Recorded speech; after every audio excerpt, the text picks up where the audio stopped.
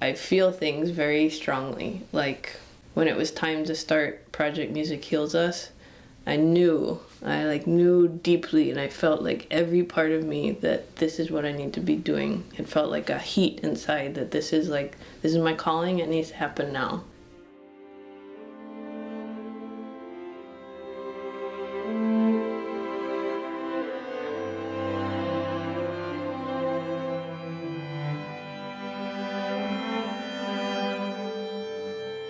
There's a lot of talk about classical music being, esoteric or rarefied or elitist, and I've played for enough people that I just don't believe that. I really don't believe that. I think there's something very exciting about playing for people who have never heard this music and get to experience it for the first time, and showing them what we feel about this music is the same things that they feel about their favorite music. We are there as sort of the facilitators, but also like a live jukebox. We're playing stuff for them, pieces that they're writing. Do you want the notes to go up or down? Down. But then really like a big leap up. Okay, like this? Close, not quite. Did you like that it kind of became straighter? Yeah, it kind of like it flowed into it a little better rather than just being like an abrupt change. Yeah, did you want to just hear it and see what you think? Yeah. They're just super fun, these collaborative sessions, these workshops where we are actively making stuff together.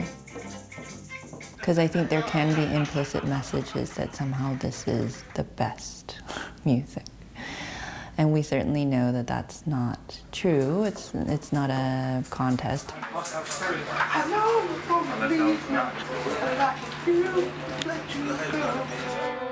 As part of our curriculum in these residencies, we have something called Behind the Music. Miki leads it, and she talks through Beethoven's life and talks through like a number of his quotes. We play a number of his quartets like throughout his life to show like his progression of his personality and his focus, and talk about what he was going through when he wrote the pieces and all of this. And Miki, I think, out of the quartet is the most in love with Beethoven. When I read about his life and read his own words, I see this pattern, this reaching for kind of a heroic overcoming or reaching for a deep peace. And that speaks very much to me as a human being. She was giving this Behind the Music talk, and one of our participants raised his hand and he was like, Beethoven was arrogant. He was kind of a jerk. It very much brought Beethoven off of the pedestal and reminded us all, like, yeah, man, he was a human. He's struggling with all the same stuff that we're struggling with. And that, I think, is a powerful message. It's this deaf composer who like almost died of a stomach ailment, who then wrote the most beautiful pieces of music I've ever heard. And despite like all the nasty stuff, he still made a choice to create something beautiful. That's a message that has seemed to change hearts. It's the message that we've seen has made a difference inside the prison system. We've seen it. I've heard Beethoven numerous times.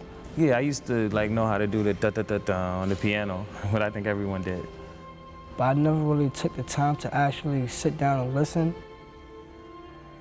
He was going through struggles such as I was, and it just, I don't know how to explain it, but he helped me out a lot. Because I was angry. I was a very angry person because of the fact that I was here. And so that's why I took the opportunity just to, enlighten my soul and spirit. And thanks to Beethoven, he did it.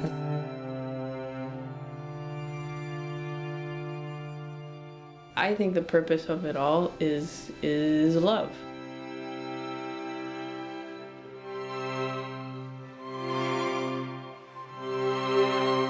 I think it's the very depth of all of us. I think it's what we're seeking for. It's what we desire most, and I think it's